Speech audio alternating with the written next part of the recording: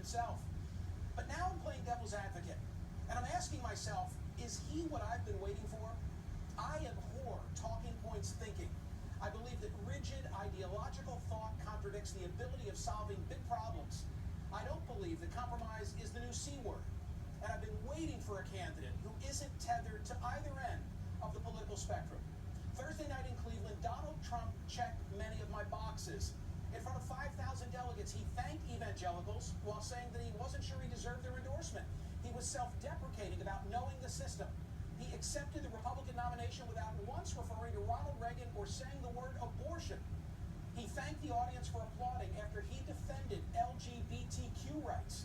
He broke with traditional Republican views of trade agreements, he supported law enforcement, and he said that it was time for our alleged allies to carry their own weight. There's a lot for me to like in those ideas. Of course, I worry that none of it is backed up by deep thinking or delineated policy. Still, I have to admire that he barnstormed the Q Center while Ted Cruz was speaking, and he slayed the dragon of orthodoxy. If only it was that simple.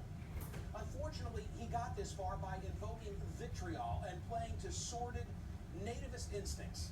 Mexican rapists, blood coming out of her wherever, and mocking the disabled have been a few of his rallying cries, which raises the Trump conundrum.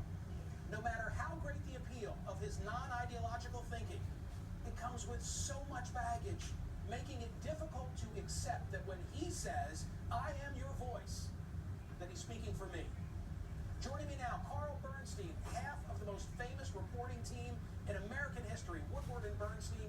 They broke, of course, the Watergate story, and Jeff Greenfield, the veteran reporter, multi-time Emmy Award winner, who has covered so many of these conventions. Jeff Greenfield, any response to what I had to say? I think you missed the essential. Tell me. It's the character and temperament issue, not what he says about policies, which can change by the minute. For me, the line that most underlines Trump is, "I alone can fix this." That is Caesarism. What you like, no reference to Reagan, what I found, no reference to anybody. In that speech, no one else existed. Not the founding fathers, not Lincoln, not Reagan, no one. And for anybody to look at this process that we have and say, "I alone can fix it," it's not just narcissism or egomania.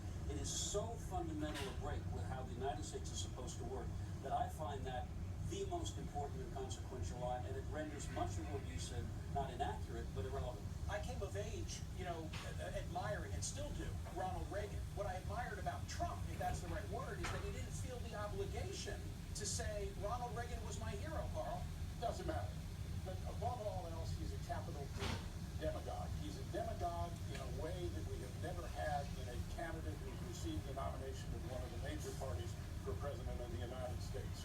What we saw at this convention was a very successful convention and speech by Donald Trump based totally on non-existing mythology, meaning that his portrait of America is not what he gave in that speech. We're not under siege from terrorists every day in our cities. We don't have hundreds of murders going on every day. It doesn't exist. It's an attempt to scare people, to say, "I'm the demagogue, I, the maximum leader who can undo all of this," which of course he has no ability to do unless he's going to be, as he seems to be, a Caesar, a Juan Perón, on top of which he presented himself and his family as the master builder, when in fact what we know from his real existing non-mythological business career is fraud, lawsuits, businesses that cheat people, Trump University.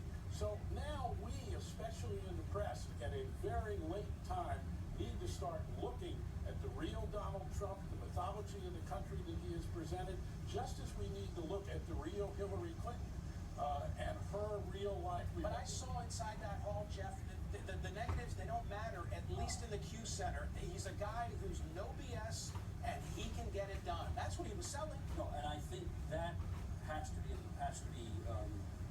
emphasized in two ways. One, as is true of any leader like this, you don't succeed without real grievances below, at the core. There are real grievances about the system, about what's happened to large chunks of particularly white working class.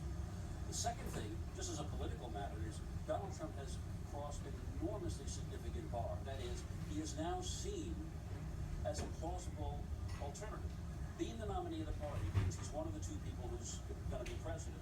And unlike a McGovern or Goldwater, he came out of that convention, to my surprise to some extent, having made the institutional wing of the Republican Party, by and large, they were holdouts saying, all right, he's our nominee. And just by doing that, he has taken a huge step forward. Carl, where are we? Where are we post-RNC? We're in Philly. The DNC is about to get underway.